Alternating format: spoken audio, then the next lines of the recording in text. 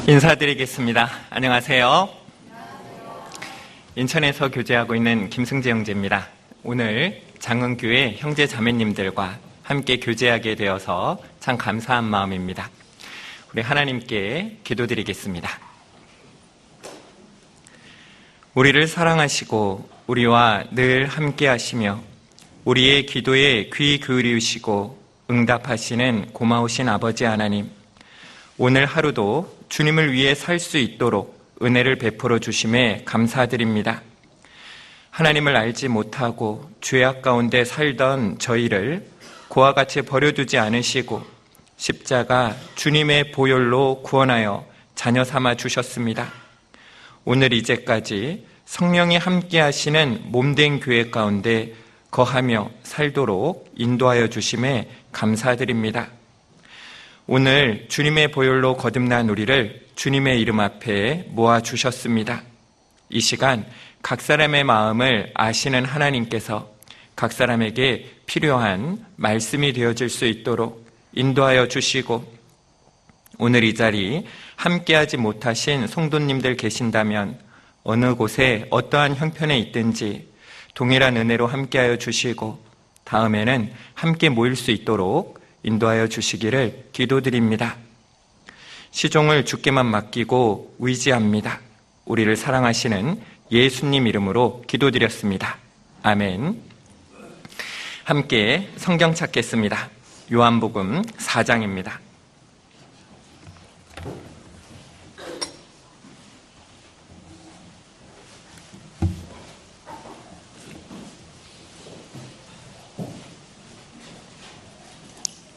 요한복음 4장 19절부터 제가 몇 구절 읽어드리겠습니다. 여자가 가로되 주여, 내가 보니 선지자로소이다. 우리 조상들은 이 산에서 예배하였는데 당신들의 말은 예배할 곳이 예루살렘에 있다 하더이다. 예수께서 가라사대 여자여, 내 말을 믿으라. 이 산에서도 말고 예루살렘에서도 말고 너희가 아버지께 예배할 때가 이르리라. 너희는 알지 못하는 것을 예배하고 우리는 아는 것을 예배하노니 이는 구원이 유대인에게서 남이니라. 아버지께 참으로 예배하는 자들은 신령과 진정으로 예배할 때가 오나니 곧 이때라. 아버지께서는 이렇게 자기에게 예배하는 자들을 찾으시느니라. 24절 함께 읽겠습니다. 하나님은 영이시니 예배하는 자가 신령과 진정으로 예배할지니라. 유대 땅에서 제자들과 함께 세례를 주시던 예수님께서 이제 그곳을 떠나 갈릴리로 가던 도중에 사마리아 그 수가의 한 우물가에 다다르게 되셨습니다. 그곳에서 사마리아 여인을 만나 영생하도록 솟아나는 샘물, 즉 복음을 전하시던 중에 이제 예배에 대해서 말씀하시고 계시는 모습입니다. 제가 오늘 여러분들께 말씀드릴 주제도 바로 예배입니다.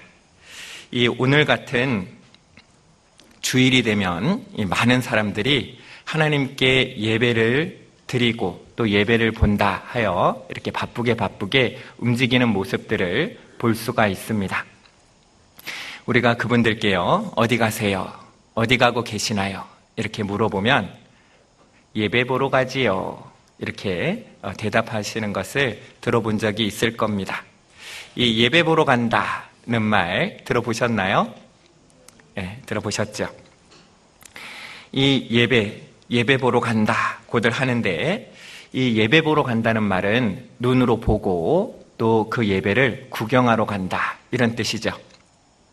이 예배 보러 간다는 말은 예배라는 행사를 보러 교회당에 간다. 사실 이런 뜻입니다. 이 말은 어디서 생겨났는가 하니까요. 예배 본다는 말은 우리나라 선교 초창기 때부터 있었던 말입니다. 우리나라에서 이 볼거리가 많지 않은 그때에 이 외국인 선교사의 모습은요, 참 희한했고 또 볼거리 가운데 하나였던 겁니다. 이 피부색이 다르지요. 키가 크지요. 그 선교사의 모습이 마치 이 창경원에서 가서 이 동물들을 보듯이요, 교회당에 와서 그 모습을 구경하고 또 보러 왔던 겁니다. 교회에서 행해지는 그 하나하나의 순서들, 찬양을 보고 또 그 하는 설교를 보고 또 다르게 보이는 교회당의 모습을 보러 온 것입니다. 그래서 이 예배 보러 가지요. 이게 무엇을 보러 가는 모습인 겁니다. 낯설고 희한한 그 모습, 그것이 그때의 볼거리, 구경거리의 하나였기 때문입니다.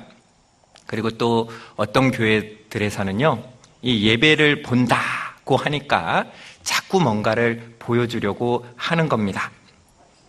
열린 예배라는 이름을 붙여서 참으로 하나님을 믿는 사람이든지 믿지 않는 사람이든지 상관없이 이 많은 사람들을 모아서 또 끌어모으기 위해서 이벤트, 또 공연, 연극, 콘서트 같은 공연을 하는 겁니다.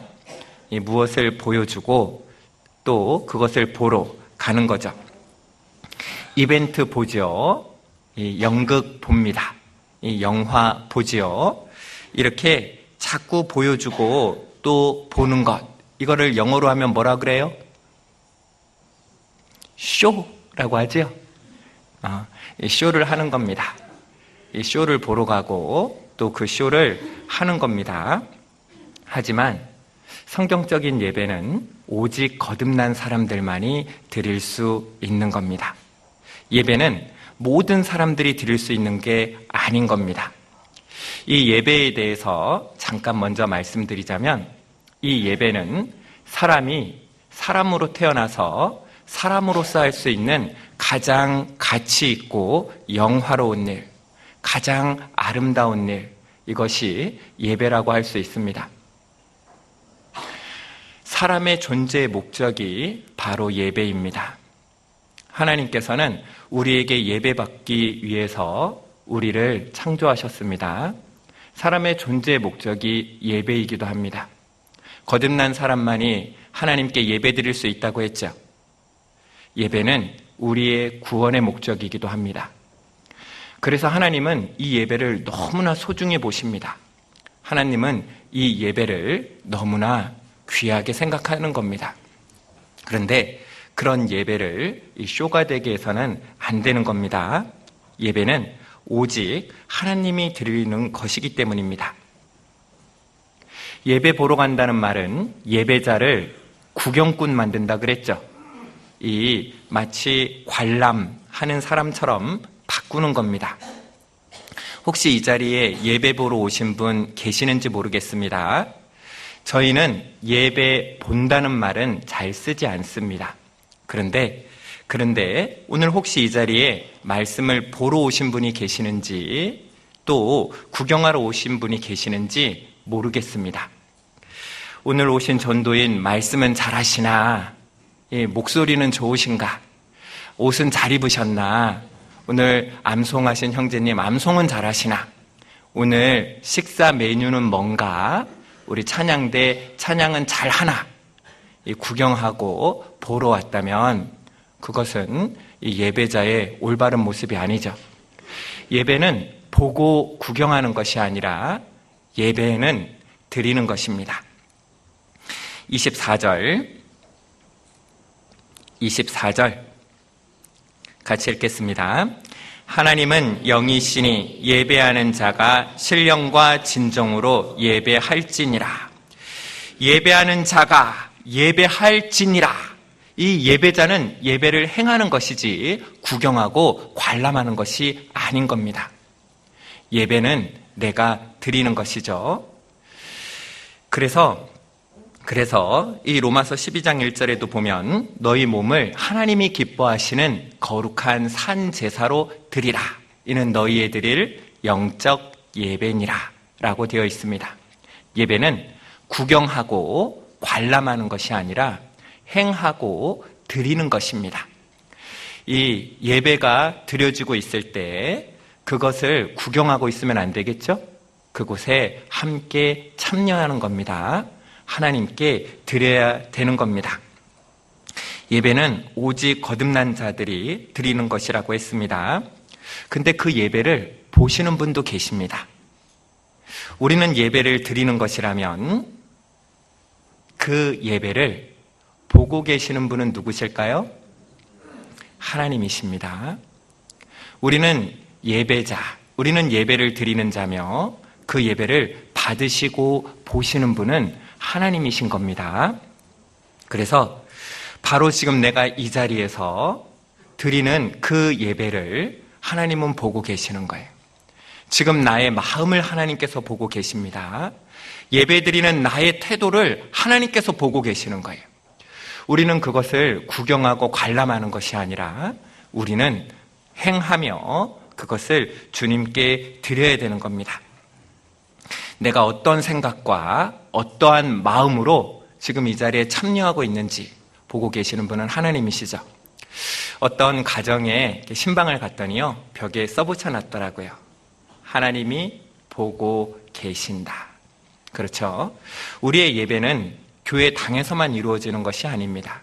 우리의 예배는 가정에서도 이루어지며 우리의 예배는 우리의 일터에서도 끊임없이 행해집니다. 그 예배를 보고 받으시는 분은 누구시라고요? 하나님이세요.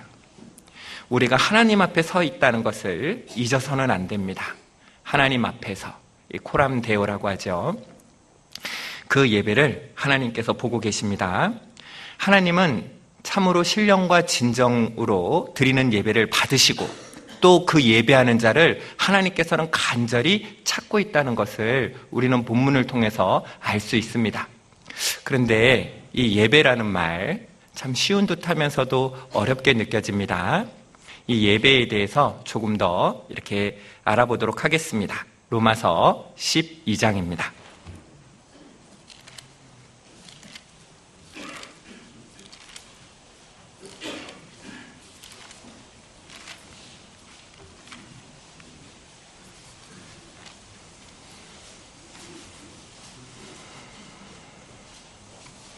로마서 12장 1절입니다. 로마서 12장 1절 말씀 찾으셨으면 함께 읽겠습니다. 그러므로 형제들아, 내가 하나님의 모든 자비하심으로 너희를 권하노니 너희 몸을 하나님이 기뻐하시는 거룩한 산 제사로 드리라. 이는 너희의 드릴 영적 예배니라. 너희 몸을 하나님이 기뻐하시는 거룩한 산 제사로 드리라. 이는 너희의 드릴 영적 예배니라. 이 예배를 번역하면 이 제사라는 말입니다. 제사. 이 제사는 하나님을 만나는 방법이었죠. 이 죄인된 사람이 피조물인 사람, 죄 많은 그 더러운 사람이 거룩하신 창조주, 빛이시고 선하시고 거룩하신 하나님을 그 더러운 모습으로 하나님을 만날 수 없었습니다. 그런데 이 구약시대 성전에서 행해지는 그 제사를 통해서 사람들은 하나님을 만날 수 있게 된 겁니다. 제사는 바로 하나님을 만나는 것입니다. 이 제사를 통해서 하나님을 만날 수 있었죠. 왜냐하면 죄가 있으면 그 죄된 모습으로 하나님을 만날 수가 없기 때문입니다. 하나님은 처음부터 사람과 함께 거하기를 원하셨습니다.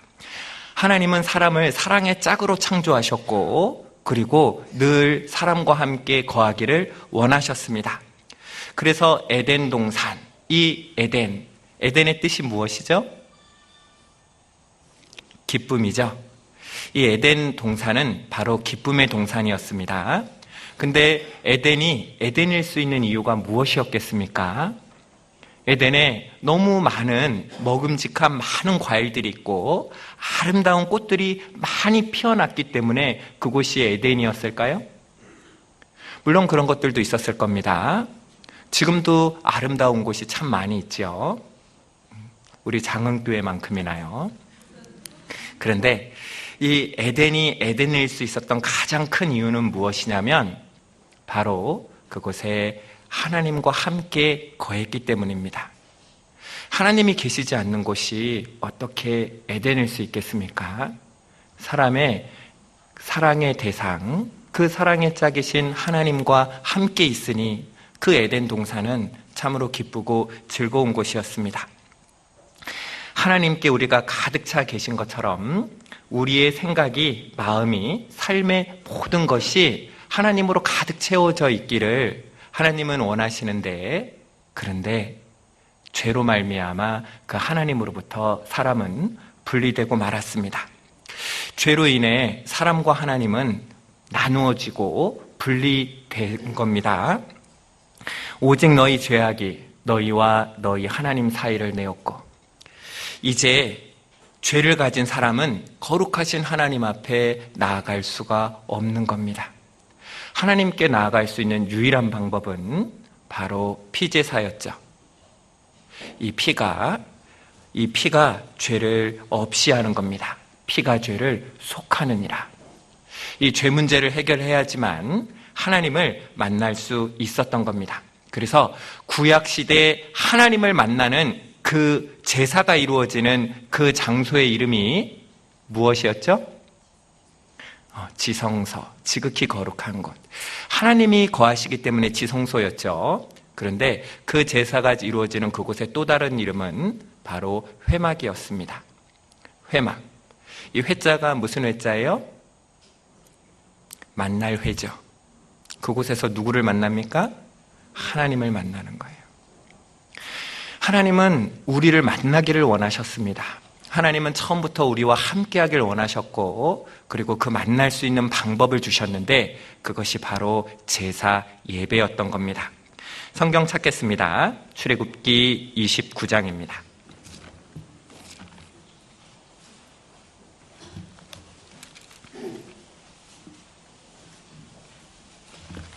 출애굽기 29장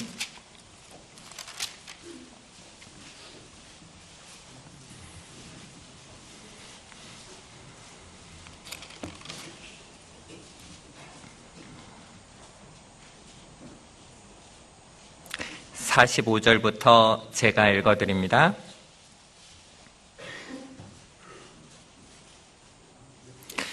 내가 이스라엘 자손 중에 거하여 그들의 하나님이 되리니, 46절 같이 읽습니다. 그들은 내가 그들의 하나님 여호와로서 그들 중에 거하려고 그들을 애굽 땅에서 인도하여 낸 줄을 알리라. 나는 그들의 하나님 여호와니라. 하나님께서 이스라엘 백성들을 그 애굽에서 끌어내신 이유가 있죠. 하나님께서 이스라엘 백성들을 애굽에서 끌어내신 이유가 무엇입니까? 가나안에 보내기 위해서? 물론 맞죠. 그런데 더 근본적인 이유는 하나님이 우리와 함께 거하시려고 그러신 겁니다. 우리의 창조의 목적이죠. 사람은 하나님의 사랑의 짝이기 때문에 하나님은 처음부터 나와 함께 거하기를 원하셨고, 그리고 나와 늘 만나기를 원하셨습니다. 하나님께서는 이스라엘 백성들을 애굽에서 끌어내실 때 그들과 함께 거하고 그들 중에 있으시려고 그들을 애굽에서 끌어내신 겁니다. 43절, 내가 거기서 이스라엘 자손을 만나리니 내 영광을 인하여 회막이 거룩하게 될지라. 회막, 만나는 곳. 누구를 만나요? 하나님을 만나는 곳. 이 하나님은요, 이 제사를 통해서 바로 우리와 함께 거하고 우리를 만나길 원하셨습니다. 자, 우리는 참된 제사를 압니다.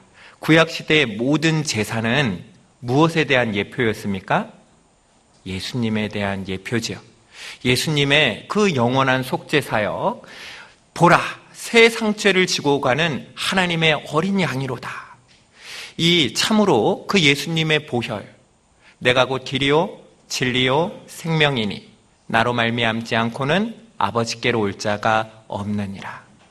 오직 예수님 그 보혈의 피, 그 영원한 속죄 제사가 우리를 하나님과 함께 거하고 하나님을 만날 수 있도록 해주신 겁니다. 그 속죄 사역이 우리가 예배자가 되어서 하나님께 예배 드릴 수 있는 그런 사람이 되도록 하게 해 주신 겁니다. 그러니 거듭난 적이 없는 사람이 아무리 하나님 앞에 많은 그 예물을 드리고 하나님 앞에 많은 열심을 가지고 하나님 앞에 나아가려고 하지만 하나님이 그것을 받을 수 있습니까? 없습니까? 없는 거예요. 하나님이 받으시는 제사를 예배를 드릴 수가 없는 겁니다. 내가 거듭나기 전에 예배라는 이름으로 행했던 그 모든 행동들이 하나님이 받을 수 없는 것이었다는 겁니다. 예배를 드릴 수 있는 것, 참된 예배는 바로 거듭남, 예수님의 그 보혈로 예수님을 만날 때만 가능했던 겁니다. 그래서 하나님은 예배를 가장 소중히 여기십니다. 그 예배를 통해서만이 창조 목적이 이루어지기 때문입니다. 예배를 통해서만이 우리의 이 땅에 존재하는 그 이유가 이루어지기 때문입니다. 그 예배가 바로 예수님 그 구속의 사역에 대한 목적이기 때문에 그렇습니다. 하나님은 그 예배를 귀하게 보십니다. 예배, 그것은 사람이 할 수 있는 가장 가치 있는 일이며 가장 영화로운 일입니다. 왜냐하면 그것이 바로 우리 존재의 이유이기 때문에 그런 것이죠. 그래서 이 성막, 하나님을 만나는 이 회막에 있던 위치가 어딘지 알고 계시죠? 이 회막은 어디에 있었습니까? 이스라엘 진 바깥쪽에 있었나요? 어디에 있었습니까? 진의 중심에 있었습니다. 하나님은 내 삶의 중심이 되고 싶어 하십니다. 하나님은 내 삶의 가장자리, 내 삶의 바깥쪽에 있길 원하지 않으십니다. 하나님은 우리가 하나님을 중심으로 살아가기를 원하는 거예요. 하나님을 우리 중심으로 만나고 그리고 우리가 하나님을 대하고 살아가길 원합니다. 민수기를 읽어보면 어떻게 이스라엘이 진 치는지에 대해서 기록이 되어 있는데 그 진을 칠 때 하나님이 임재가 있는 그 회막을 대하여 그 회막을 바라보고 진치라고 되어 있습니다. 우리가 생각해보면 이 하나님의 임재가 있는 그 회막을 중심으로 진을 치되 이 적군들이 나타나는 바깥쪽을 보고 진을 쳐야 될 것 같지요? 근데 하나님은 바깥쪽을 보고 있으라 그러지 않았고 어디를 보라고요? 회막 쪽을 향해서 회막을 대하여 진을 치라고 했습니다. 하나님은 내 삶의 중심이 되길 바라고 내가 살아가면서 어디를 보고 살아가길 원하세요? 누굴 보고 살아가길 원하십니까? 하나님을 보고 살아가길 원하는 겁니다. 그것을 하나님을 만나는 장소인 회막을 통해서 우리에게 교훈하시는 거예요. 하나님은 나의 중심이 되길 원하시고 내가 그 하나님을 보고 살아가기를 원하시는 겁니다. 데살로니가 전서 5장 10절입니다. 신약에도 동일하게 말씀하시죠? 데살로니가 전서 5장 10절. 이스라엘 백성들을 애굽에서 끌어내신 이유도 하나님께서 그들과 함께 거하려고 끌어내셨고 우리를 구원하신 이유도 동일합니다. 5장 10절.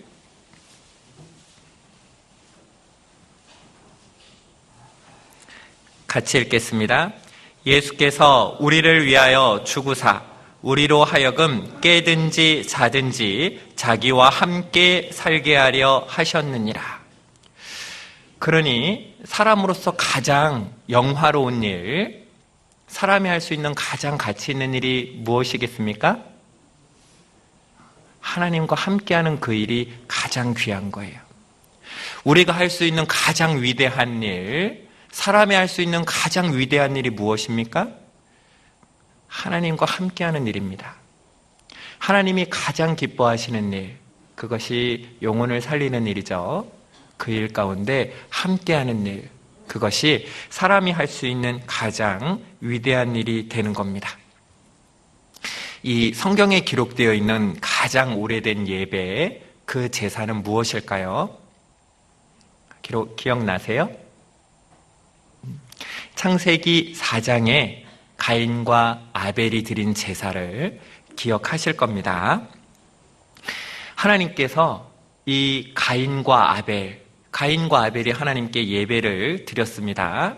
그런데 한 사람의 제사 예배는 받으셨고 또 한 사람의 예배는 받지 않으셨습니다. 하나님께서 아벨의 제사는 받으셨는데 가인의 제사는 받지 않으셨어요. 하나님께서 왜 가인의 예배를 받지 않았을까요? 왜 받지 않으셨어요? 우리가 잘 아는 것처럼 히브리서 11장 4절에 답이 나왔죠.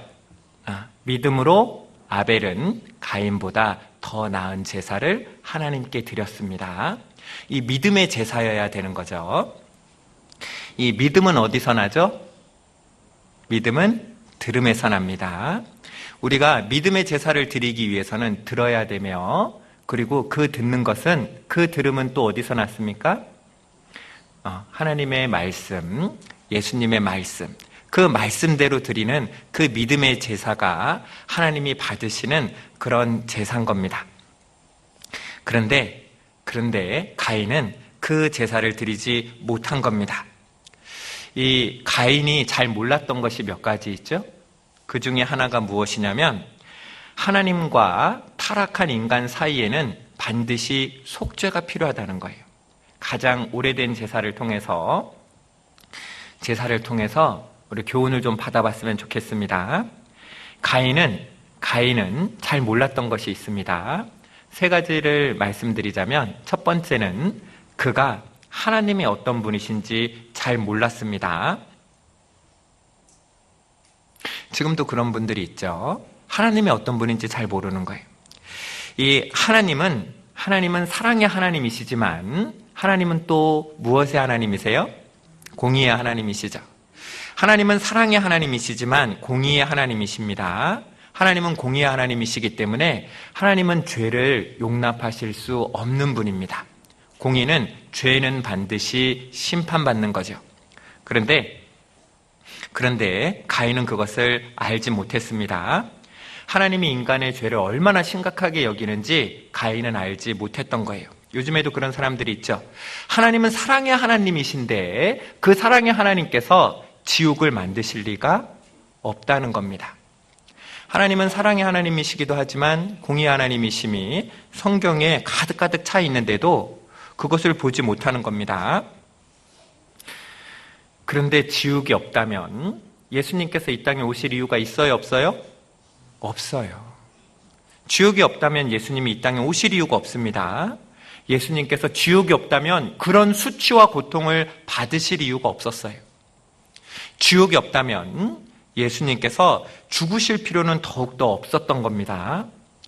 예수님께서 이 땅에 오신 것, 그것은 지옥이 반드시 존재한다는 것을 우리에게 알려주시는 겁니다.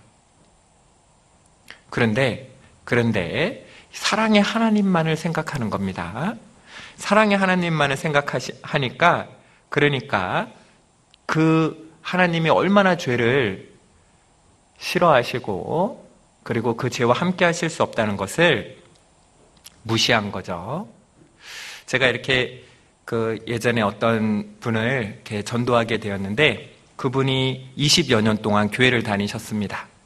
그분이 질문을 할 것이 있다면서 물어보시더라고요. 전도사님, 하나님이 왜 계시는 줄 알겠는데 그런데 예수님은 왜 필요한지 모르겠습니다.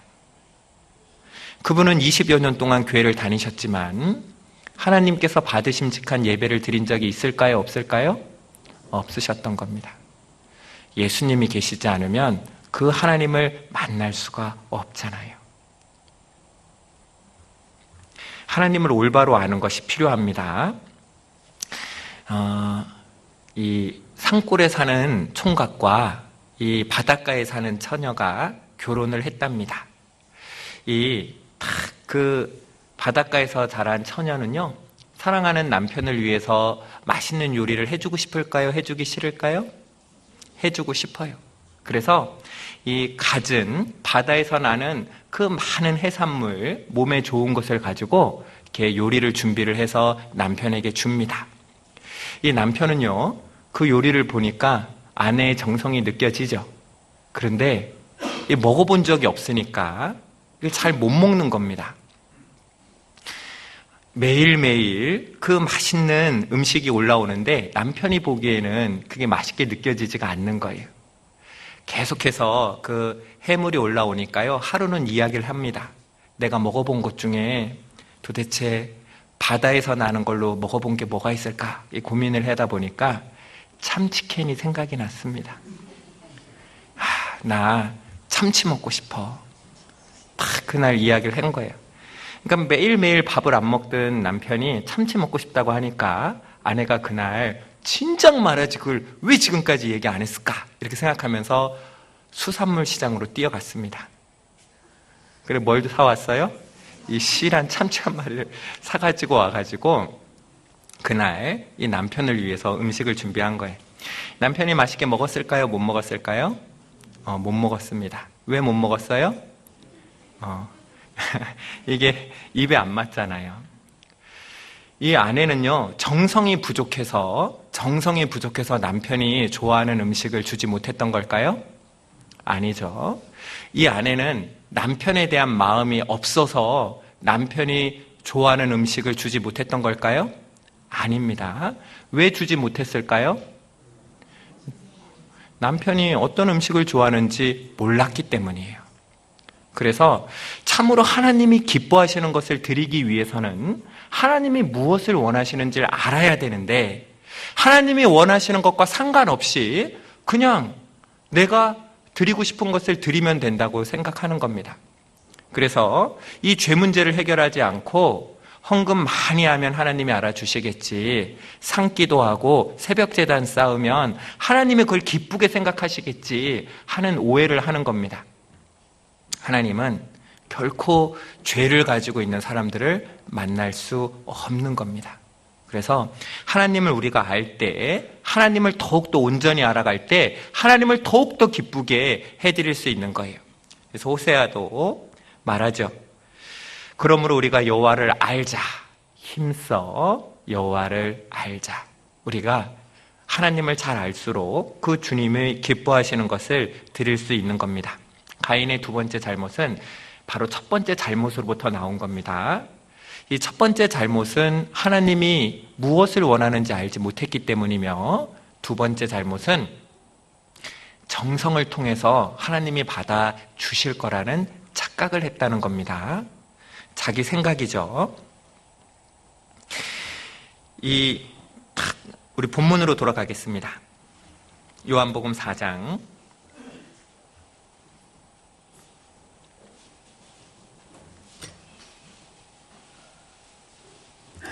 요한복음 4장 22절입니다.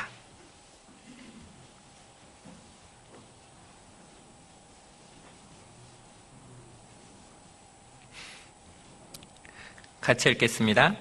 너희는 알지 못하는 것을 예배하고 우리는 아는 것을 예배하노니 이는 구원이 유대인에게서 남이니라. 너희는 알지 못하는 것을 예배한다. 이 무엇인지도 모르고 드린다는 겁니다.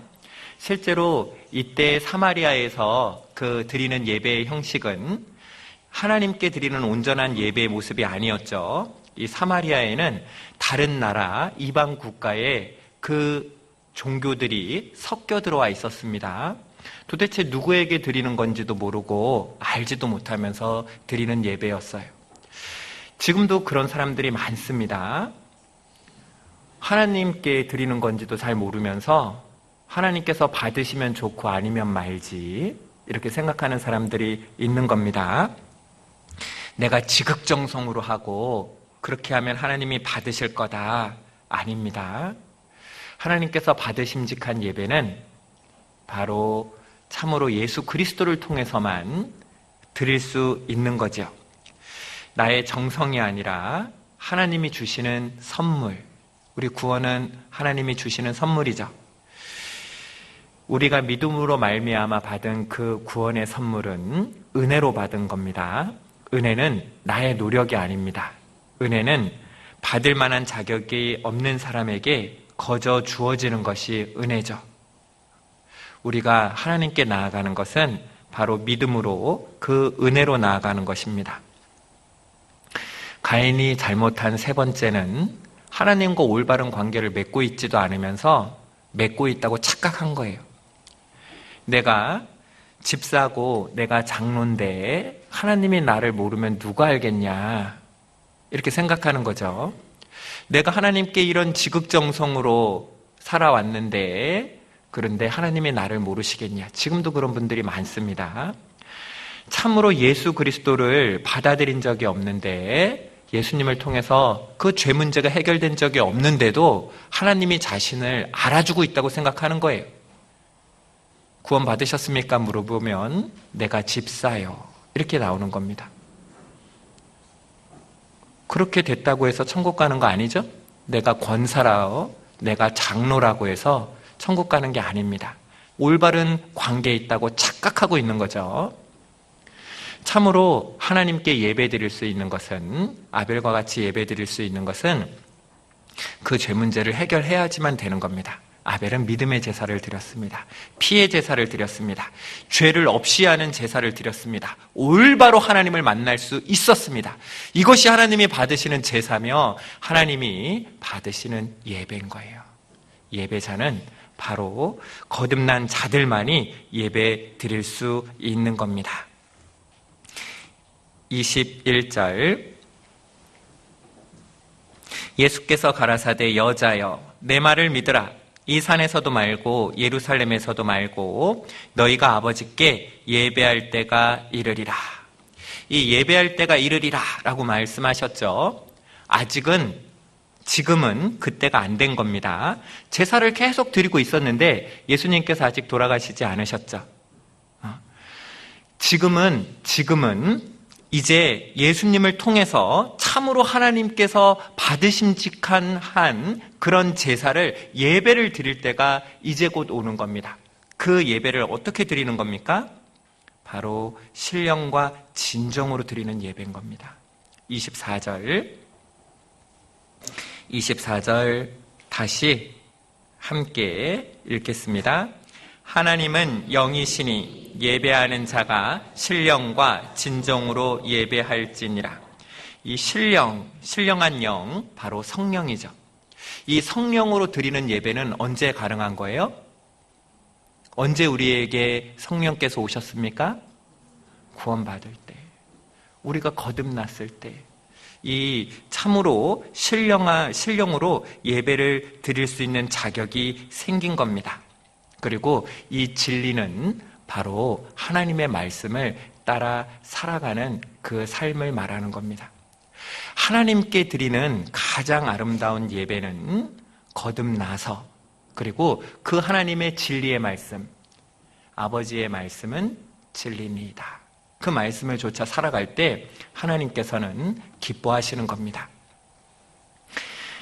우리는요, 이 창세기 1장을 보면은 하나님께서 이 세상을 창조하는 모습을 봅니다. 태초에 하나님이 천지를 창조하시니라. 땅이 공허하고 혼돈하며 흑암이 깊음 위에 있고, 참으로 하나님이 말씀하시기 전에 태초에 이 세상은 혼돈과 공허와 그리고 한 치 앞도 알 수 없는 어두움이 가득했습니다. 우리가 거듭나기 전에 우리의 삶의 모습이 그랬죠. 우리의 삶은 뒤죽박죽이었습니다. 우리의 삶은 무엇인가를 가진 것 같아도 항상 공허했습니다. 채워지지 않는 그 공허가 가득 차 있었습니다. 어떻게 살아야 될지, 무엇을 위해서 살아야 될지, 앞날이 캄캄하기만 했습니다. 빛이 있으라 하시니 빛이 있었고, 하나님이 가라사대, 하나님이 말씀하시니 그 말씀을 쫓아 만물이 하나님께 순종하기 시작했습니다. 하나님이 가라사대, 하늘과 바다가, 그리고 땅이, 그리고 그곳에 풀과 씨 맺는 채소와 열매 맺는 과목이, 하늘에, 공중에는 새가 나르고 바다에는 생물들이 가득 찼습니다. 아름다움이 가득 찼죠. 하나님이 가라사대, 하나님이 말씀하시니까 만물이 어떻게 됐어요? 만물이 그 말씀에 순종했습니다. 하나님이 가라사대 빛이 있으라 하시니, 하나님이 말씀하시니까 만물은 순종했습니다. 빛이 있었고 하나님의 말씀대로 순종하는 그 만물을 보면서 하나님은 보시기에 어땠어요? 좋았더라. 이 만물이요, 하나님의 말씀에 순종하고 그 순종하는 모습을 하나님은 바라보고 있었습니다. 우리는 새 것이 되었죠. 우리는 새로운 피조물입니다. 보라, 새 것이 되었도다. 우리는 하나님 안에서 예수님의 보혈로 말미암아 새로운 피조물이 되었습니다. 우리의 삶이 하나님이 가라사대 하나님의 말씀대로 우리의 삶이 변해갈 때 하나님은 우리의 예배드리는 그 모습을 보면서 하나님은 뭐라고 외치시겠습니까? 좋았더라. 좋았더라. 심히 좋았더라. 그 모습을 보시면서 그 예배를 받으시면서 하나님이 기쁘다, 좋다 하고 외치시는 겁니다. 하나님이 기쁘시게 받으시는 예배, 그것은 그 말씀을 따라 살아가는 우리의 모습인 겁니다. 하나님께서 얼마나 좋으실까요? 심히 좋았더라. 우리를 보시면서 그렇게 말씀해 주시는 겁니다. 신령과 진정으로 드리는 예배, 하나님은 이렇게 예배 드리는 자들을 찾고 있는 겁니다. 저 인천에 제가 참 존경하는 집사님이 한 분 계십니다. 이 집사님이요, 연세가 60이 조금 넘으셨는데 그 연세에도 정말로 부지런히 뛰어다니십니다. 무엇이든지 열심히 하려고 하시고 얼마나 겸손하신지요. 형제자매님들을 너무나 잘 섬기는 겁니다. 그 분을 뵐 때마다 나도 저분처럼 살았으면 좋겠다. 저분을 닮았으면 좋겠다. 이런 생각이 듭니다. 마치 공허하고 혼돈하고 흑암으로 가득했던 그 세상이요, 하나님의 말씀을 따라서 순종해 갈 때 세상이 아름다워지고 질서가 잡히는 것처럼 하나님의 말씀에 순종해 갈수록 그 삶이 아름다워지고 더욱더 질서가 잡혀가는 모습들을 우리가 보잖아요. 우리 장흥교회도 그런 형제 자매님들이 계시죠. 저 형제님, 저 자매님을 보면 정말 나도 닮고 싶다, 나도 저렇게 살고 싶다 하는 분들이 계시죠? 네, 저도 어제 오늘 뵀지만 많이 계시는 것 같습니다. 그런데요, 그 집사님이 같이 학예수양회를 탁 갔는데 어떤 분이 그 집사님을 탁 보시더니 당신 같은 사람이 왜 여기 있어? 그러는 겁니다.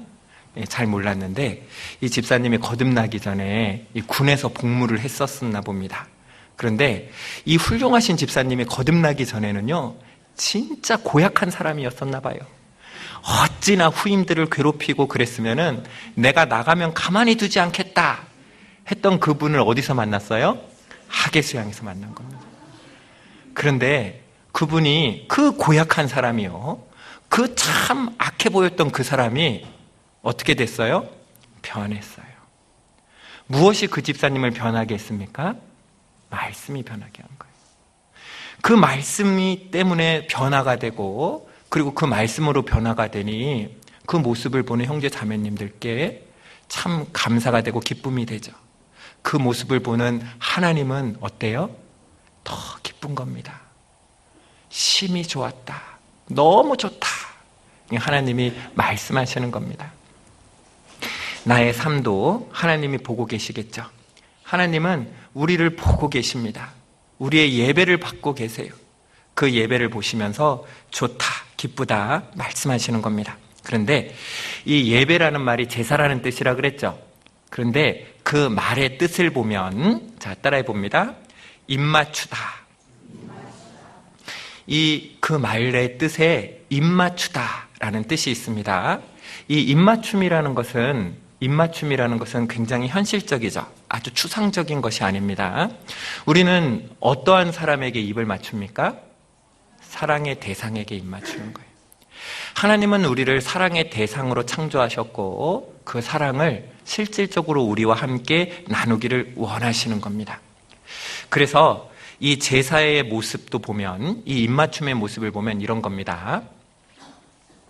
신하가 왕 앞에 그 왕을 올바로 섬기겠다는 그 굴복의 의미로 왕 앞에 나아갈 때 신하가 왕을 빤히 쳐다보고 왕 앞에 나아가나요?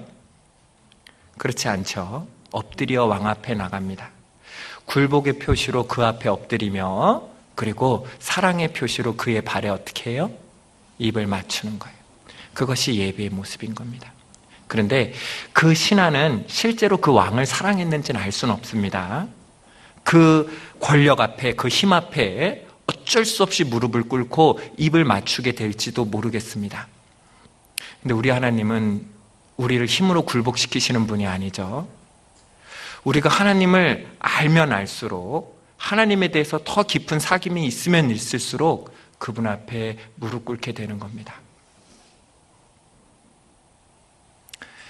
밤이 맞도록 수확도 없이 그 밤새도록 그물을 내렸던 어부 베드로가 예수 그리스도의 말씀을 쫓아 그물을 내렸습니다. 그 말씀에 순종하여 그물을 내렸을 때 그 그물 가득히 그 수없이 많은 물고기를 잡게 되었잖아요. 그리고 예수님 앞에 어떻게 해요? 무릎을 꿇는 겁니다. 주여 나를 떠나소서. 참으로 그분이 하나님이신 줄 알게 되는 겁니다. 하나님의 크심을 알게 되는 겁니다. 마리아가 이 향유, 한옥합, 자기의 가장 귀한 것을 예수님 앞에 가지고 나아가 그 향유를 깨뜨리고 그 발 앞에 엎드려 눈물과 머리카락으로 예수님의 발을 닦고 그 발에 입을 맞춥니다. 자신의 모든 것을 주님께 드릴 수 있었던 이유가 무엇입니까? 하나님을 참으로 사랑했기 때문입니다. 예수님을 참으로 사랑했기 때문입니다. 그 앞에 엎드려 그 발에 입 맞추고, 그리고 그 발을 머리카락과 눈물로 씻어내는 겁니다. 그래서 이 예배는 바로 사랑을 의미하는 겁니다. 무릎을 꿇고 입을 맞추는 거예요. 이런 모습들이요, 이방 제사에도 있었죠. 우상을 섬기는 그런 모습들 가운데도 보면 그 우상 신상 앞에 엎드려 그 발에 입 맞추는 모습들을 볼 수 있잖아요. 사람은 어디엔가 입을 맞추는 겁니다. 우리는 무엇에 입 맞추고 있습니까? 우리의 사랑의 대상 하나님께 입을 맞추고 있는지, 예배드리고 있는지, 그렇지 않으면 금송아지 우상, 그 우상에게 입을 맞추고 있는지 봐야 되는 겁니다. 그래서 이 예배라는 것은요, 그냥 외적인 모습만이 아니에요. 하나님은 나에게 마음을 달라고 하시고 하나님은 나에게 사랑을 원하고 계십니다. 예수님께서 베드로에게 내가 나를 사랑하느냐? 라고 묻습니다.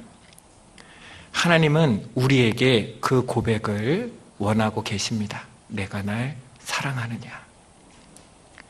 우리가 주님께 드리는 예배는 그냥 겉으로 보이는 그런 하나님 앞에 있는 그런 열심만이 예배가 아닌 거예요.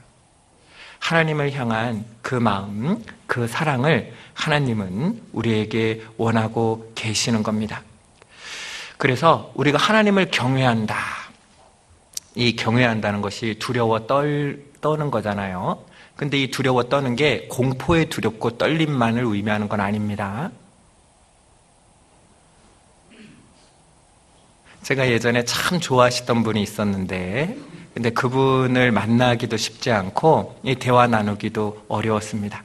어쩌면 나만 그분을 아셨겠죠. 그분은 저를 모르셨을 겁니다. 근데 우연한 기회에 같이 식사를 하게 된 겁니다. 그분하고 같이 식사를 하게 돼서 참 좋은데 국을 뜰 수가 없어요. 국을 탁 이렇게 뜨려고 했더니 손이 덜덜덜덜덜 떨려가지고 이 국이요 다 흘러 넘치는 겁니다. 국이 먹고 싶었지만 목이 막혔지만 국을 뜰 수가 없어요. 그래서 이 밥만 꾸역꾸역 먹었던 기억이 있습니다. 그런 경험 저만 있는 건 아니죠? 그런 경험 있으시죠? 그 큰 분 앞에, 그 사랑하는 분 앞에, 그 존경하는 분 앞에, 그분 앞에 있을 때 그분 앞에 두려워하는 경외심이 생기는 겁니다. 그 크신 하나님을 알게 될 때 우리는 그분 앞에 무릎을 꿇고 그리고 그분을 사랑하게 됩니다. 예수님은 우리에게 그런 예배를 원하고 계십니다. 예배를 구경하기를 원하는 것이 아니라 예수님을 참으로 우리가 사랑하기를 원하시고 그 사랑하는 모습으로 그 마음이 외적인 태도로 나타나기를 하나님은 바라시고 계시는 겁니다. 우리는 그런 분들을 많이 봅니다. 문둥병자가 나와서 예수님 앞에 엎드려 절하죠.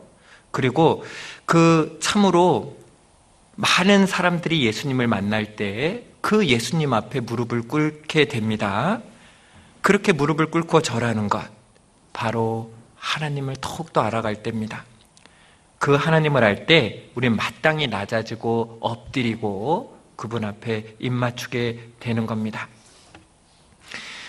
이 하나님은 이 예배를 너무나 소중히 여기십니다. 우리의 창조의 목적이고 존재의 목적이고 그리고 예수님이 이 땅에 오신 구속의 목적이기 때문에 그렇습니다. 우리는 이 예배를 드릴 때 감탄하지 않을 수 없습니다. 예배의 속성 중에 하나예요. 우리가 하나님을 알면 알수록 감탄하게 되죠. 우린 이 가을에 이 감 하나를 따면서도 감탄하잖아요. 우리가 거듭나고 나서 이 자연을 바라보며 풀 한 포기, 나무 한 그루를 보면서도 감탄하지 않을 수 없습니다. 우리가요, 이 모든 것들을 바라볼 때 저것이 또한 하나님이 나를 향한 사랑의 표시라는 것을 알게 될 때 우리는 더욱더 감탄하게 됩니다. 우리는 하나님을 알면 알수록 그 사랑에 감탄하고 그 은혜에 감탄하게 되는 겁니다. 그리고 우리는 예배를 참으로 드릴 때 사랑하고 존경하지 않을 수 없습니다. 하나님을 참으로 사랑하고 존경할 때 우리는 그분에게 더욱더 예배드리게 됩니다. 우리가 어떻게 사랑하고 존경하게 돼요? 하나님을 알면 알수록 더 하나님을 존경할 수밖에 없습니다. 창조주, 역사의 주관자, 이 모든 것들의 바로 기원이신 하나님을 알 때 그분의 높으심, 그분의 깊으심, 그분의 광대하심을 알아가면 알아갈수록 우리는 그분을 더욱더 존경하게 됩니다. 그리고 그분은 너무나 매혹적이라는 분임을 알게 되죠. 우리가 사랑하지 않을 수가 없는 겁니다. 그래서 인간의 첫째 되는 그 이유, 목적이 하나님을 예배하는 것이라고 했습니다. 그리고 우리가 하나님을 예배하고 하나님을 기뻐하는 것, 이것이 하나님이 가장 좋아하는 거예요. 하나님이 우리를 왜 구원하셨습니까? 전도하는 것은 그 예배의 한 부분일 뿐이에요. 가장 중요한 것은 하나님께 예배드리고 하나님께 찬양하고 하나님을 즐거워하기 위해서입니다. 왜 결혼하셨습니까? 남편이 꽃 사줘서? 이 꽃은 그 사랑의 표현의 하나의 방법인 것이지 그 꽃이 그 이유는 될 수가 없는 겁니다. 우리가요, 그 아내는 왜 결혼했습니까? 아내들은 내가 청소하는 게 엄청 취미거든요. 내가 청소하는 거 엄청 좋아하고 밥하는 거 엄청 좋아하고 빨래하는 게 너무너무 좋아서 이걸 어떻게 하면 더 할 수 있을까? 고민하다가 시집가신 분 있으세요? 그렇지 않지요. 그런데 왜 그 일을 하면서 살아가시는 거예요? 가장 사랑하는 그 사람들을 위해서 그 일이 같이 있어지는 거죠. 단지 그 일을 하려고 했으면 결혼하지 않고 일을 할 겁니다. 그런데 그렇게 살아가는 이유는 그것이 얼마나 값진 것인지, 내가 그렇게 식사 한 끼 준비한 것으로 나의 사랑하는 아이들이, 사랑하는 남편이 하루를 힘있게 살아갈 줄 아니까 그 수고를 기꺼이 하는 겁니다. 사랑이 일하게 하는 겁니다. 사랑하는 사람들은, 하나님을 예배하는 사람들은 기꺼이 일하게 되는 겁니다. 하나님을 위해서 일하게 되는 거예요. 우리가 아침에 일어나는 게 힘든데 왜 일어납니까? 그 사랑하는 가족들이 그 하루를 힘있게 살아가는 걸 보기 위해서, 그것을 기대하기 때문에 그 수고가 즐거워지는 겁니다. 그 수고가 힘든 건 사실이에요. 거짓말이 아닙니다. 마찬가지로 우리가 주님께 예배를 드릴 때, 주님을 더욱더 사랑하게 될 때 우리는 그 희생을 더욱더 힘들지 않아서 그 일을 하는 게 아닙니다. 우리가 교회당에서 모여서 청소하는 것이 힘들지 않아서 하는 게 아니에요. 우리가 주님을 위해서 봉사하는 것들이 힘들지 않아서 하는 게 아닙니다. 그것이 얼마나 가치 있고 귀한 일인지 알기 때문에 우리는 기꺼이 그 일에 참여하는 겁니다. 그것이 하나님이 기뻐하시는 일인 줄 알기 때문에요. 하나님은 그 예배를 받으시면서 기뻐하시는 겁니다. 그리고 하나님은 그렇게 예배하는 자를 찾으십니다. 23절입니다. 요한복음 4장 23절.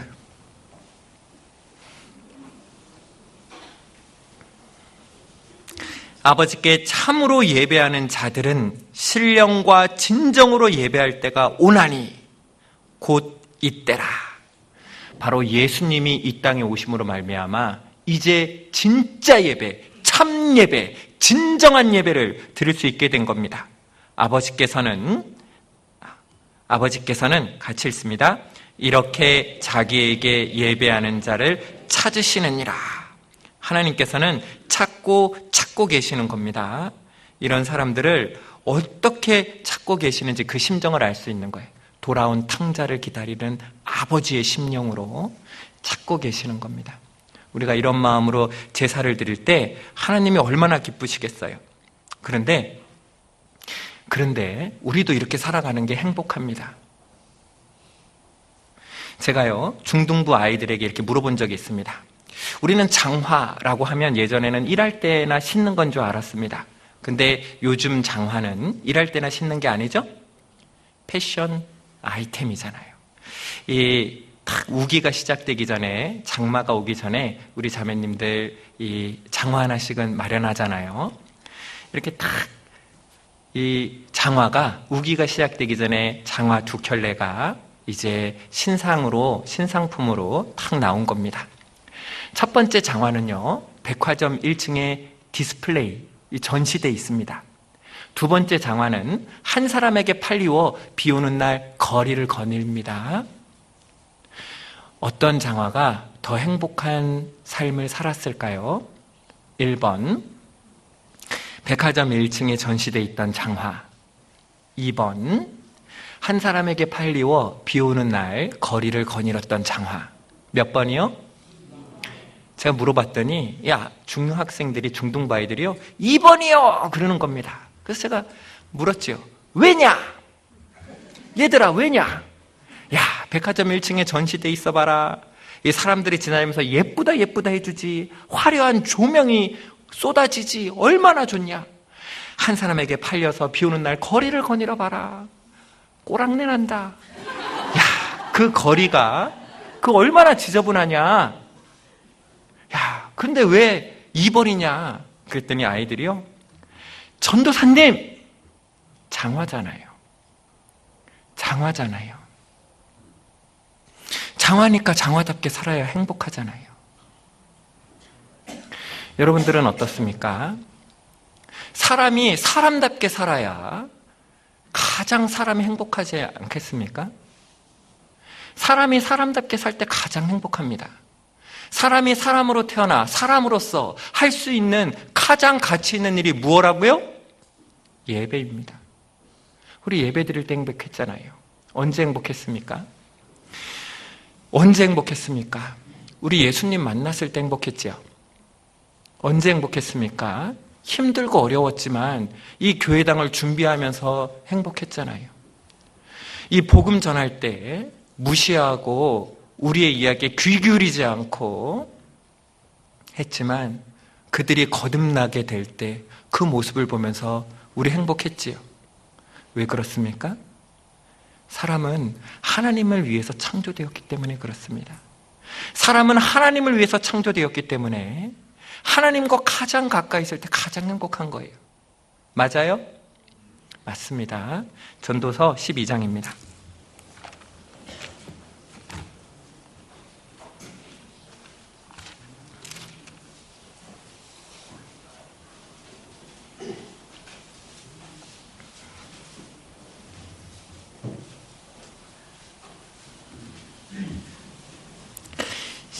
12장 13절.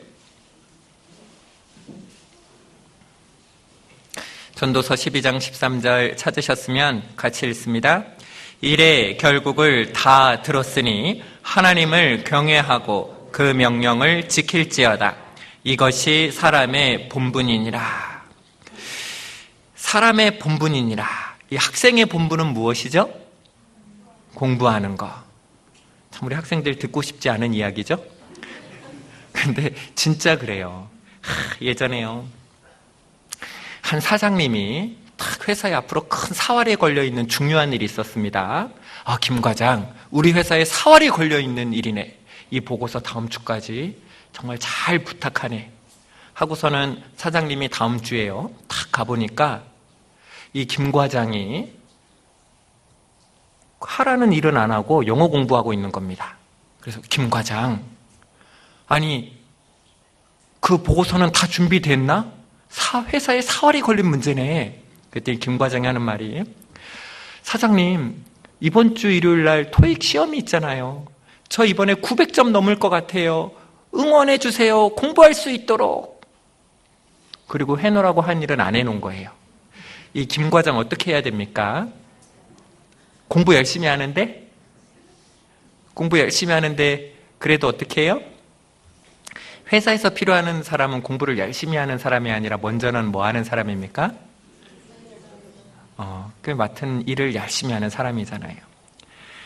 이 학교를 졸업하고 나면 이제 공부를 할 수 있는, 마음껏 할 수 있는 시간이 없습니다.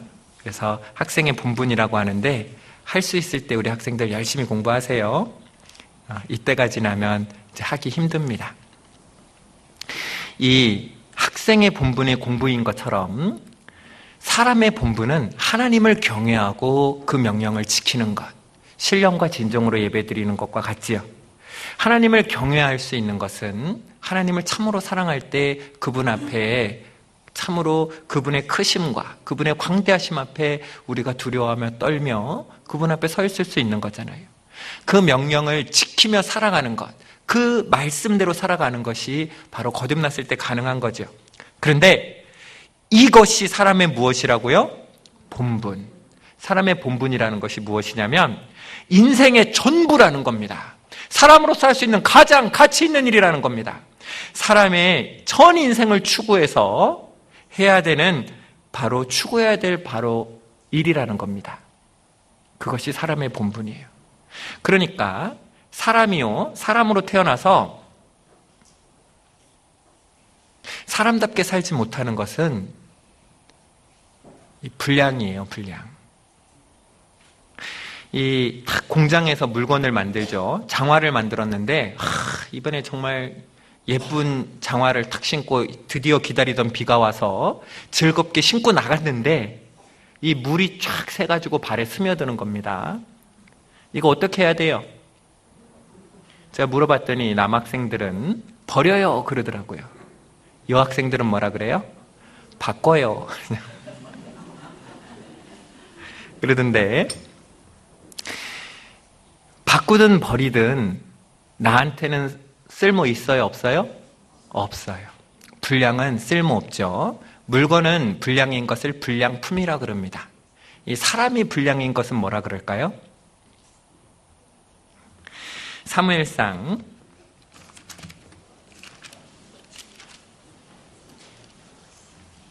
2장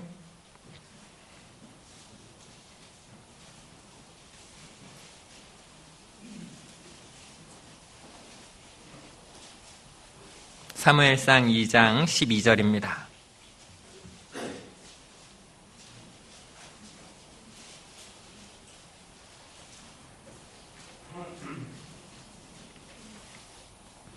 (2장 12절) 같이 읽겠습니다. 엘리의 아들들은 불량자라 여호와를 알지 아니하더라. 이 사람 중에 불량인 게 뭐예요? 불량자지요. 이 엘리의 아들들은 불량자였습니다. 그 이유가 뭐예요? 여호와를 알지 아니하더라. 사람의 본분은 여호와를 알고 하나님께 예배드리는 삶을 사는 것이 바로 사람의 존재 이유인데, 하나님을 알지 않는 삶, 하나님과 상관없는 삶은 바로 불량의 삶인 겁니다. 이 엘리의 아들들은 불량자였습니다. 여호와를 알지 않았기 때문이에요. 이 예배자의 다른 말은 제사장이죠. 제사를 주님께 드립니다. 이 예배자 중에 대표적인 사람을 들려면 제사장이라고 할 수 있는데, 근데 이 엘리의 아들들은 제사장이에요? 제사장 아니에요? 제사장이었어요. 그런데 그들은 여호와를 알았어요? 몰랐어요? 몰랐어요. 여호와를 알지 못하면서 그 형식만 있었던 겁니다. 잘못된 예배를 드린 전형적인 모습이죠. 바로 가인과 같은 모습이었던 겁니다. 시편 2편입니다.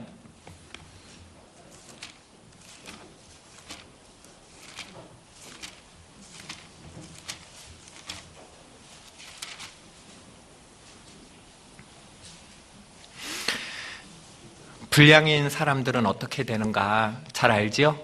시편 2편 11절부터 제가 읽어드립니다. 여호와를 경외함으로 섬기고 떨며 즐거워할지어다. 그 아들에게 입맞추라. 같이 읽습니다. 그렇지 아니하면 진노하심으로 너희가 길에서 망하리니 그 진노가 급하심이라. 여호와를 의지하는 자는 다 복이 있도다. 그 아들에게 입맞추라. 무슨 말이에요? 참으로 하나님께 올바른 예배를 드리라는 거잖아요. 사람의 본분을 다 하라는 겁니다. 사람의 본분을 다 하는 것이 하나님도 기쁘고 우리도 어때요? 기쁜 거예요. 여기서 보면 여호와를 의지하는 자는 다 복이 있도다 이렇게 되어 있죠? 이 복이 뭔지 아세요? 제가 원어대로 읽어보겠습니다. 따라해 보세요. 어찌나 행복한지. 하나도 안 행복한 것 같아요. 자, 다시 해봅니다. 어찌나 행복한지. 네, 그런 겁니다. 이 여호와를 경외함으로 섬기고 떨며 즐거워할 때 우리는 행복한 거예요. 아까 우리가 창조되어 있는 목적대로 살 때 가장 행복하다고 그랬죠. 우리 삶 속에서 행복했던 경험들이 있잖아요. 어찌나 행복한지. 언제 행복합니까? 우리의 삶의 목적대로 살아갈 때 우린 가장 행복한 거예요. 전도할 때 행복하죠?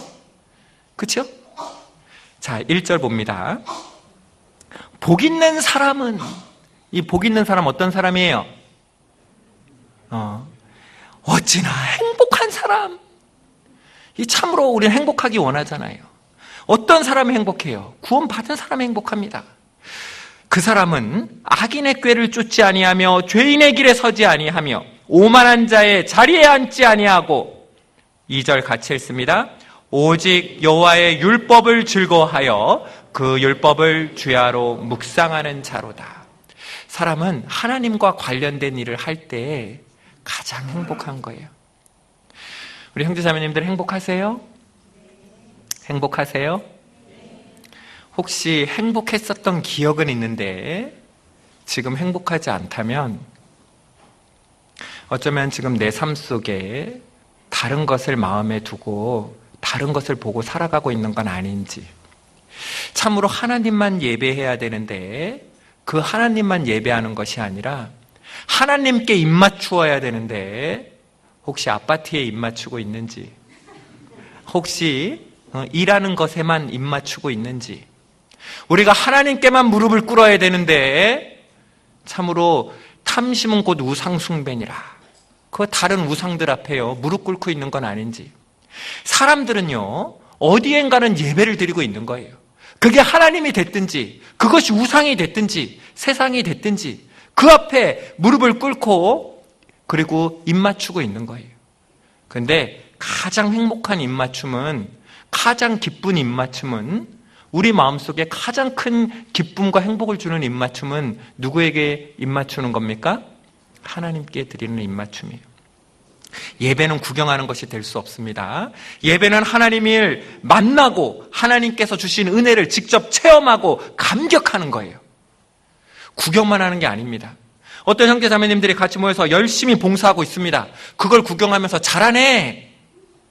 이거는요, 소극적인 참여잖아요. 관람하고 구경하는 거잖아요. 그거는 예배를 보는 겁니다. 예배를 드리기 위해서는 어떻게 해야 돼요? 같이 가서 해야죠. 그곳에 같이 참여하는 겁니다.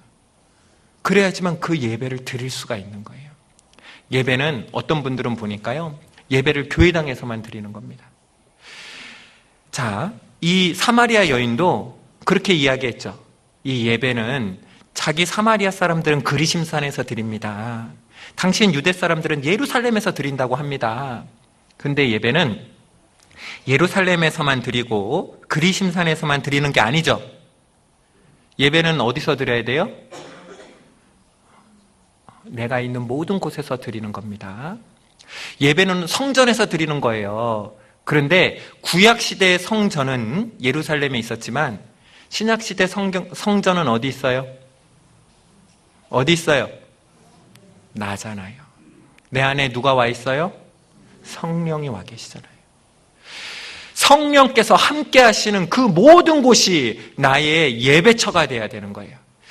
이 성전이, 신약시대 성전이 바로 이 교회이기도 하며 그리고 나 이 자신이기도 한 겁니다. 내가 있는 그 모든 곳에서 예배가 이루어져야 되는 거예요. 그것이 교회 당에서만이 아니죠. 집에서도. 이 중고등부 아이들이요, 가장 어려워하는 때가 언제냐면 집에서 보는 어머니의 모습과 교회에서 보는 어머니의 모습이 달라 보일 때 탁 어려워하는 겁니다. 이 교회당에서 우리 어머니는 진짜 신실한데 집에서 우리 어머니는 점점점. 그런데 이 예배는 교회당에서만 드리는 게 아니죠. 집에서도 드리는 거예요. 이 예배는요, 직장에서도 드리는 겁니다. 골로새서 3장입니다.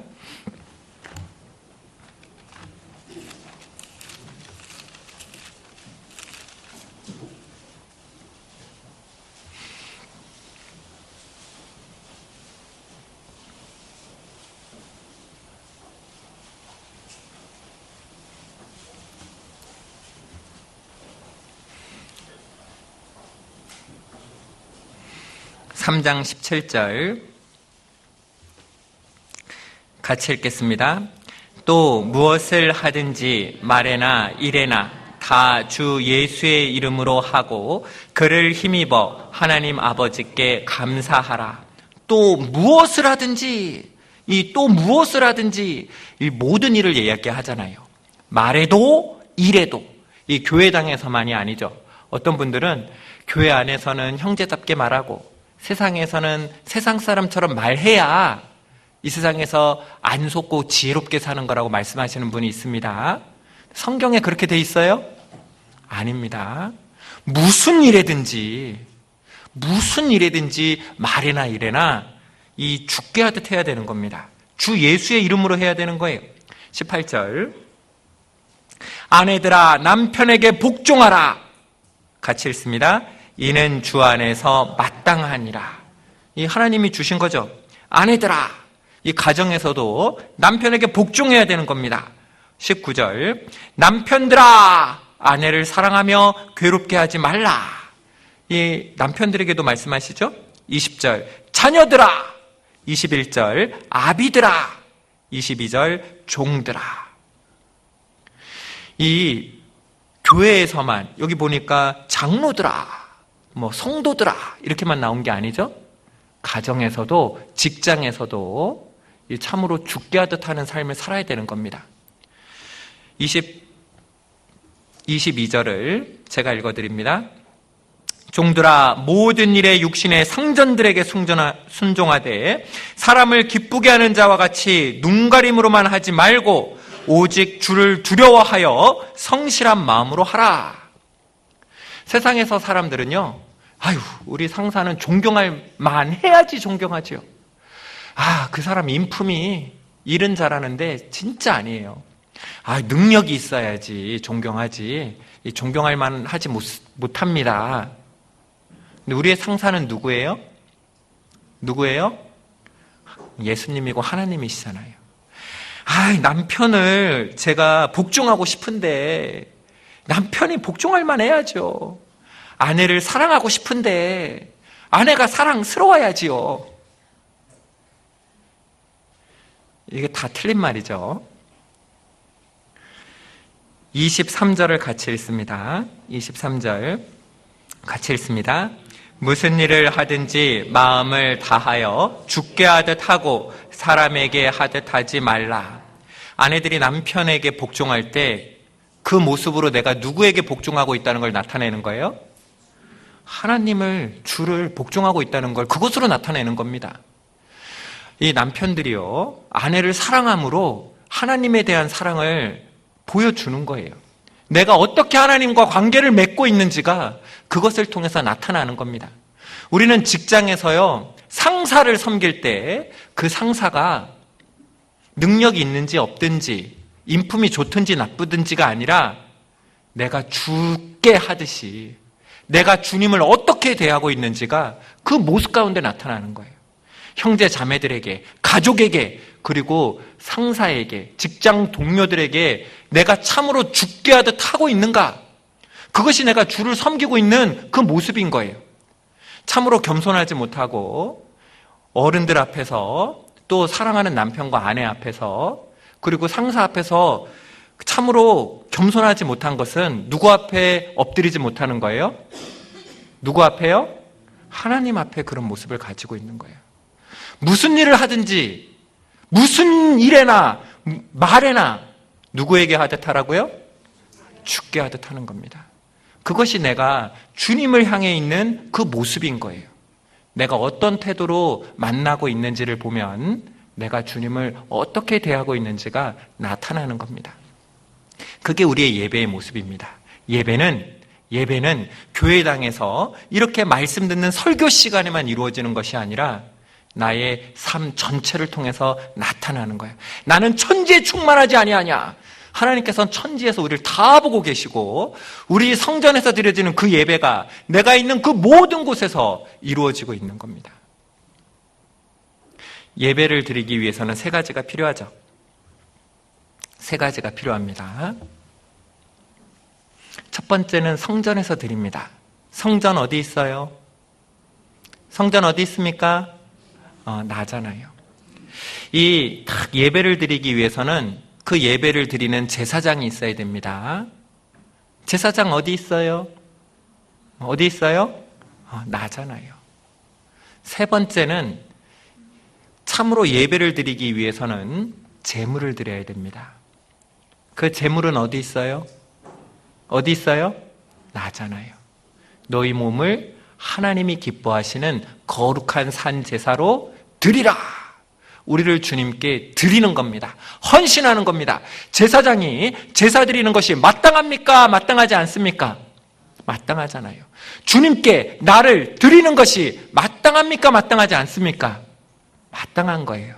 우리는 제사장이니까요. 우리는 예배자니까요. 나를 주님께 드리는 것, 우리는 구경하고 보는 것이 아니라 나를 주님께 드리는 겁니다. 그걸 통해서 하나님을 만나고 그것을 통해서 하나님이 주시는 그 많은 것들을 경험하고 체험하고 하나님이 주시는 그 기쁨과 즐거움 앞에 하나님을 높여드리는 것, 이것이 바로 예배인 겁니다. 주님께 나를 드려야 됩니다. 언제 드려야 되나요? 구약시대 제사는 1년에 몇 번 드렸습니까? 대속제일날 한 번 드렸던 건 대속제일날 드리는 거죠? 근데 매월 초에 드리던 건 뭡니까? 월삭. 월삭은 매월 첫째 날 드렸습니다. 매 안식일마다 제사 드렸죠? 매일매일 드리는 제사를 상번제라고 합니다. 제사는 1년 중에 며칠 동안 드리는 거예요? 몇 번? 매일매일. 매일매일 드리는 것이 제사인 거예요. 매일매일 나를 주님께 드리는 것. 그것이 제사인 겁니다. 나는 날마다 죽죠. 나를 주님께 드려야 되는 거예요. 그 주님께 드려야 됩니다. 하루 24시간 365일 주님께 나를 드리는 것, 그것은 마땅한 겁니다. 주님께 헌신해야 되는 것, 그 나를 하나님이 받으시는 거예요. 하나님은 우리를 받으실 때 많은 것을 원하시는 것이 아니라 내가 하나님께 오로지 드리는 것을 원합니다. 그래서 너희 몸을 하나님이 기뻐하시는 거룩한 산제사로 드리라고 하잖아요. 하나님께서는, 예수님께서는 과부의 2렙돈을 크게 보셨습니다. 하나님은 많은 것이 아니라 하나님은 나를 원하시고 나의 전부를 원하시는 거예요. 그것을 드릴 때 하나님은 기뻐하시는 겁니다. 하나님 얼마나 공평하십니까? 내가 남들보다 재능이 부족하고, 내가 남들보다 시간이 부족하고, 내가 남들보다 물질이 부족해서 하나님께 좋은 것을 못 드릴까 봐 걱정할 필요가 없습니다. 하나님은 내가 가진 시간이 얼마인지를 아세요. 하나님은 내가 가지고 있는 달란트가 얼마인지 아십니다. 하나님은 내가 가지고 있는 물질이 얼마인지 알고 계세요. 그래서 우리는 공평한 경주를 하게 해주신 겁니다. 하나님께 우리는 참으로 나를 드릴 수 있는 겁니다. 주님 앞에 가면 저도 깜짝 놀랄 거라고 생각됩니다. 우리 모두가 많이 놀라게 될 거죠.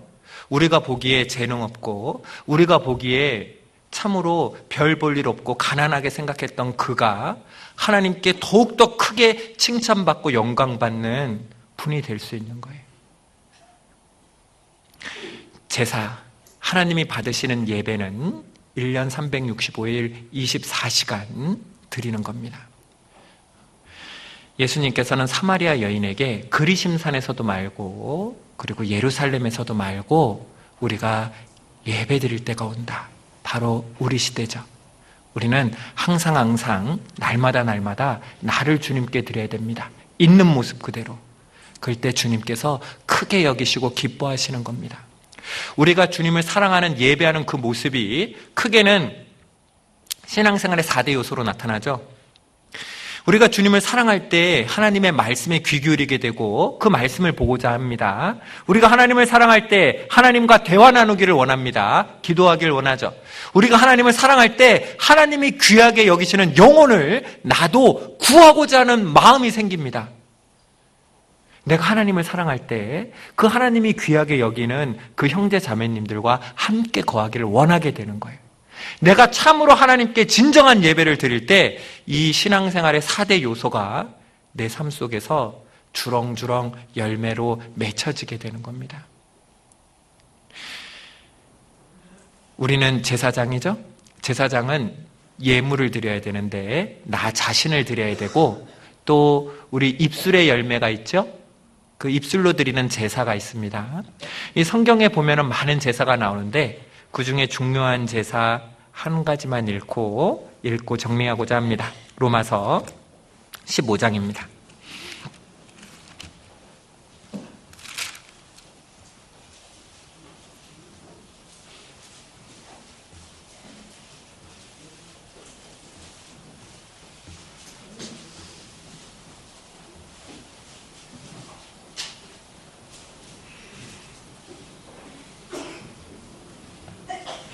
(15장) 16절